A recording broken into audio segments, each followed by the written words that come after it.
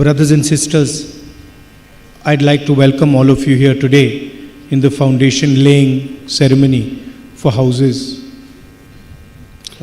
that were built for the victims of the tragedy.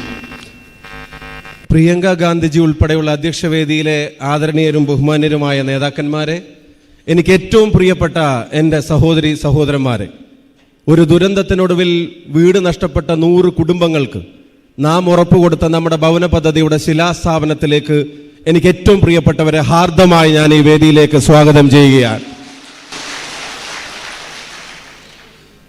I was listening to Priyanka's speech where she was describing what we saw in the aftermath of the landslides that happened here. Priyanka ഗാന്ധിജിയുടെ പ്രസംഗം ഞാൻ കേൾക്കുകയായിരുന്നു, ശ്രദ്ധിക്കുകയായിരുന്നു. അവരത് പറയുമ്പോൾ ഞാൻ ഓർക്കുകയായിരുന്നു, ആ വലിയ ദുരന്തത്തിന് ശേഷം വിറങ്ങലിച്ചു പോയി നാട്ടിൽ വന്ന് ഞാൻ കണ്ടതും നിങ്ങൾ കേട്ടതുമെല്ലാം ഓർക്കുകയായിരുന്നു. It was strange because for me it was the second time that I witnessed the tragedy of a landslide. എന്നെ സംബന്ധിച്ചിടത്തോളം അതൊന്നാമതായിരുന്നില്ല, ഞാൻ രണ്ടാമത്തെ തവണയായിരുന്നു അത്തരത്തിൽ ഒരു ഉരുൾപൊട്ടലിന്റെ ഭീകരത, അതിന്റെ പ്രയാസങ്ങൾ ഞാൻ നേരിട്ട് കാണേണ്ടി വന്നത്. And both times I saw people of Wayanad react in a similar way. രണ്ട് തവണയും ആ ദുരന്തത്തിന്റെ മുമ്പിൽ വയനാടിന്റെ ജനതയുടെ പ്രതികരണത്തിന്റെ ധീരത ഞാൻ നേരിട്ട് കണ്ടതാണ്. അത് ഒരുപോലെ ഇരുന്നിരുന്നു എന്നുള്ളത് ഞാൻ ഇപ്പോഴും ഓർക്കുകയാണ്.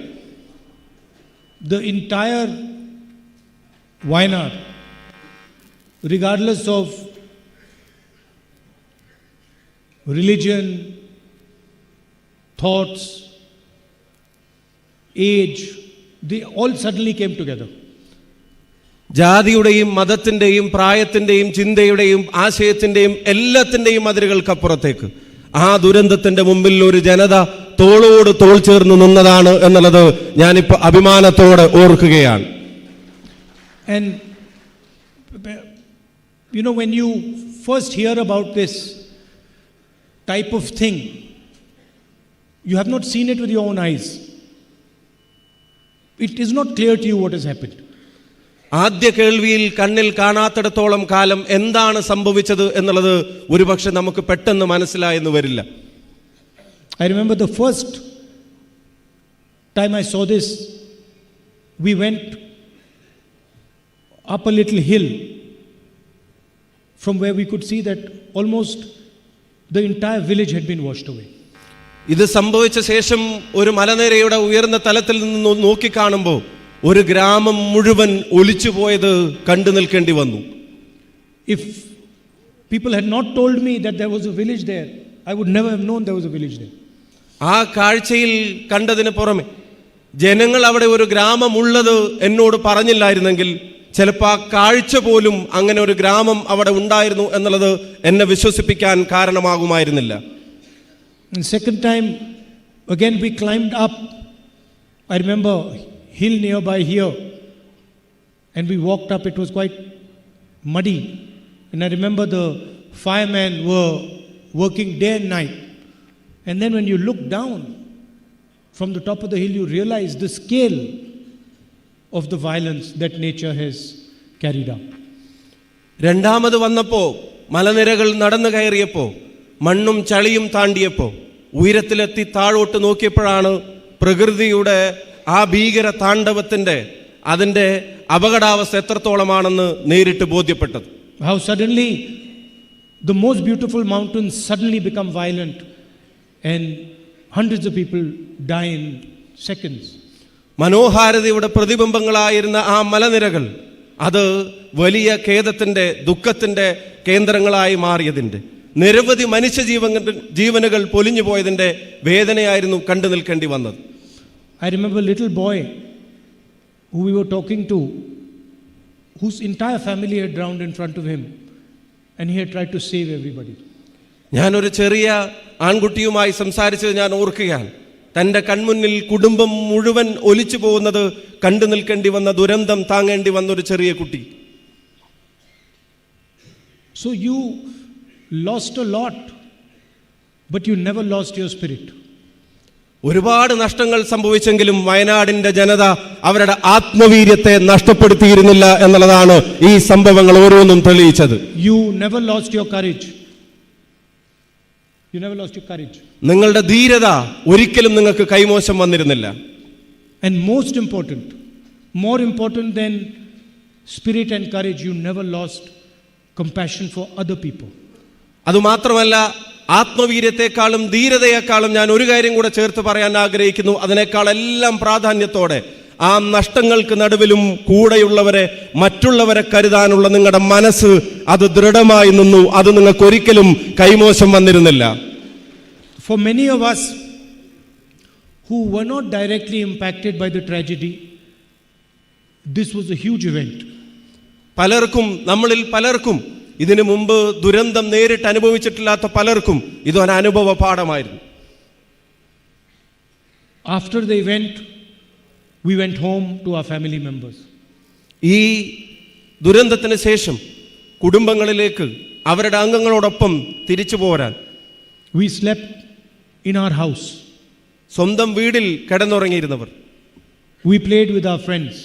സുഹൃത്തുക്കളും ഒന്നിച്ച് സമയം ചെലവഴിച്ചവർ. But for the people who were impacted by the tragedy, this was not an event.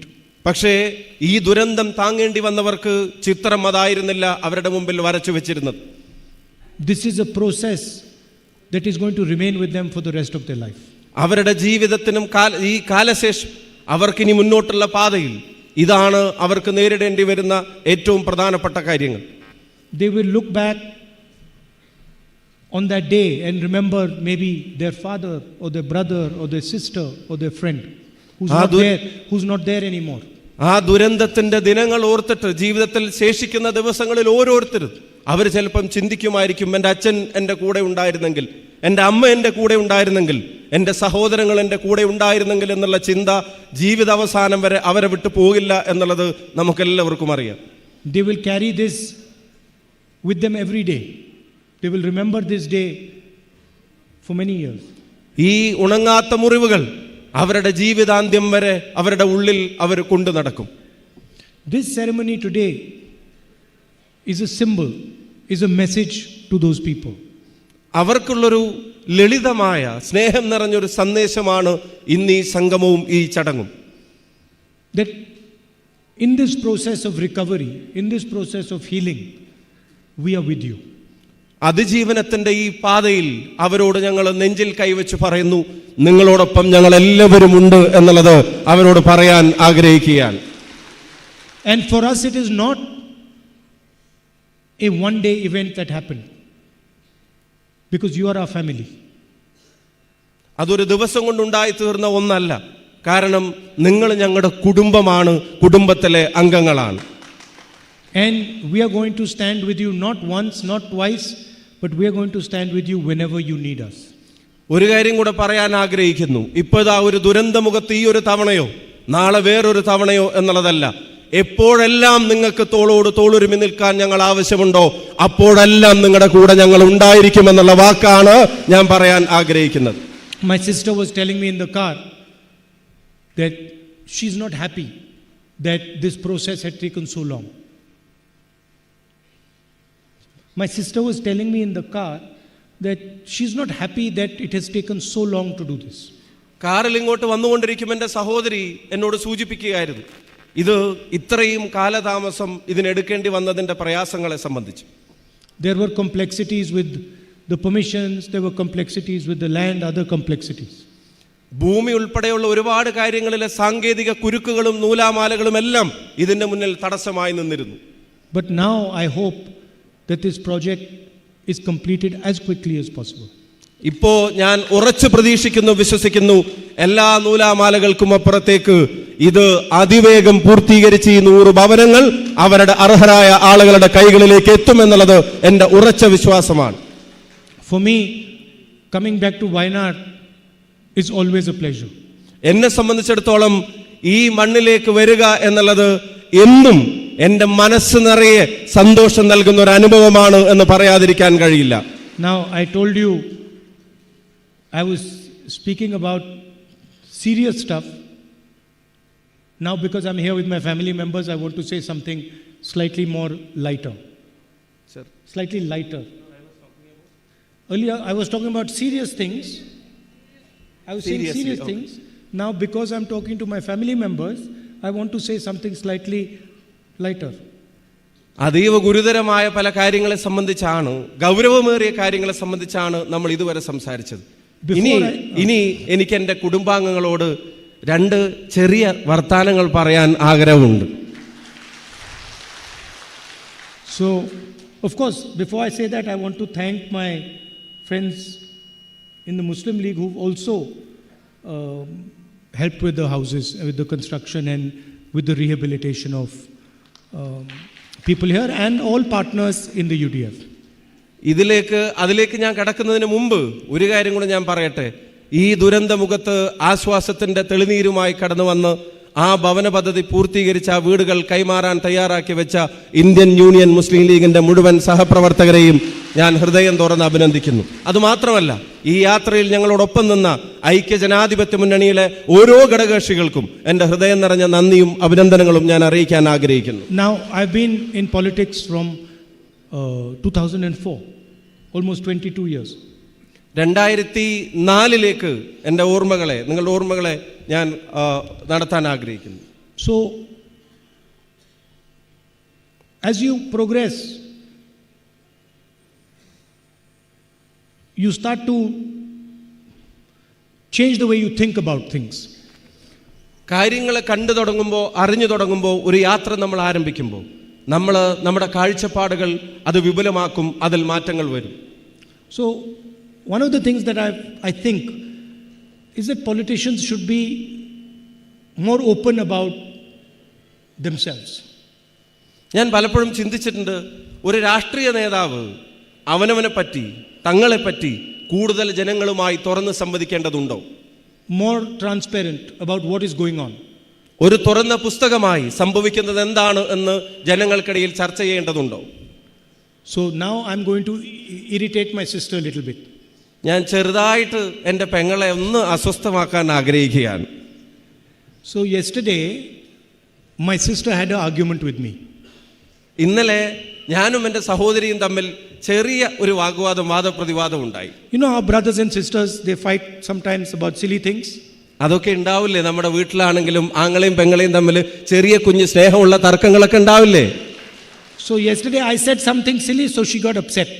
അപ്പൊ ഞാൻ ചെറുതായിട്ടൊരു തമാശ പോലെ ഒരു കാര്യം പറഞ്ഞപ്പോൾ ഇന്നലെ ആൾക്ക് ചെറിയ അസ്വസ്ഥത വന്നു. So she was not talking to me yesterday. സത്യം പറയാ, ഇന്നലെ പിന്നെ പുള്ളിക്കാരി എന്നോട് മിണ്ടിയിട്ടേ ഇല്ല. You understand? So then I went to see my mother and I told my mother, my mother said, because my mother was there during the fight, my mother said, so how's your sister? ഞാൻ അതിനുശേഷം നേരെ എൻ്റെ അമ്മയുടെ അടുത്തേക്ക് പോയി. ഞാൻ അമ്മയുടെ അടുത്ത് എത്തിയ ഉടനെ അമ്മ എന്നോട് ചോദിക്കുന്നു, സഹോദരി എങ്ങനെയുണ്ട്, പെങ്ങൾ സുഖമായിട്ടിരിക്കുകയാണോ? So she said, I told my mother, no, my sister's upset with me, so she's not talking to me. ഞാൻ അമ്മയോട് പറഞ്ഞു, അതിന് പെങ്ങൾ എന്നോട് മിണ്ടുന്നേ ഇല്ല, ഇച്ചിരി അസ്വസ്ഥതയിലാണ് എന്നോട്. But then I told my mother, I have trapped my sister. Then I told my mother, I have trapped my sister. ഞാൻ പറഞ്ഞ്, ഞാനൊരു സ്നേഹക്കുരുക്കിൽ എൻ്റെ പെങ്ങളെ പെടുത്തിയിട്ടുണ്ട് എന്നുള്ളത് ഞാൻ ഇന്നലെ പറഞ്ഞു. Because tomorrow she's going to Wayanad and she cannot be angry with me anymore. പക്ഷേ ഇത് ഈ സമയം വരെ എന്നോട് മിണ്ടുന്നില്ലെങ്കിലും നാളെ വയനാട്ടിലേക്കാണ് പോകുന്നത്, അത് അങ്ങനെ തുടരാൻ പറ്റില്ല എന്ന് എനിക്ക് നന്നായിട്ട് അറിയാം എന്നുള്ളത്. So this morning when we got in the plane, I said hello to her. She had a long face. ഇന്ന് രാവിലെ കാലത്ത് ഇങ്ങോട്ടേക്ക് വരാൻ വേണ്ടി വിമാനത്തിൽ കയറിയ സമയത്ത് ഞാൻ ചെറുതായിട്ടൊരു ഹലോ പറഞ്ഞു. അപ്പോഴും മുഖത്തെ ഗൗരവം പൂർണ്ണമായും മാഞ്ഞിട്ടുണ്ടായിരുന്നില്ല. But the moment we landed in Wayanad, she started smiling and talking to me as normal. വിമാനം ഇവിടെ എത്തുന്നത് വരെ ആ മുഖഭാവം അങ്ങനെ തന്നെ ഇരുന്നെങ്കിൽ നമ്മുടെ ഭൂമി തൊട്ടപ്പോ ഇവിടെ ഇറങ്ങിയപ്പോ ആ മുഖം മാറി ചിരിക്കാൻ തുടങ്ങി, സംസാരിക്കാൻ തുടങ്ങി, ആവേശഭരിതയായി. Please understand that is the magic of the people of Wayanad.